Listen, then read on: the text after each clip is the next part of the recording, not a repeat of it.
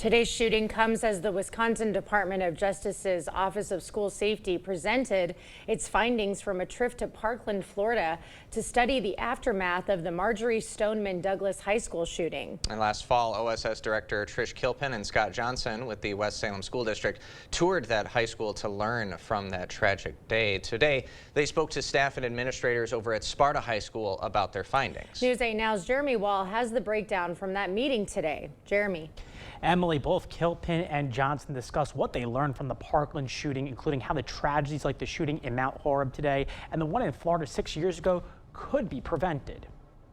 In 2018, 17 students and 3 staff members were killed when a former student arrived at Marjorie Stoneman Douglas High School and opened fire, making it the deadliest high school shooting in U.S. history. Recently, Kilpin visited the high school where she toured the crime scene, learning how this tragedy could have been prevented, drawing comparisons between Florida and Wisconsin. Unlike other states, in Wisconsin, many of the things that we do are not required legislatively. They're just simply best practices in order to prevent violence from impacting our schools, our children, and our communities. Some of those best practices include prioritizing a program similar to Speak Up, Speak Out Wisconsin, an online resource that allows students and faculty to report tips on potential threats directed at schools. Kilpin says more states should have resource centers like Speak Up, Speak Out Wisconsin. When school shootings occur, 82% of the time, a fellow classmate knows of someone's plan to attack a school.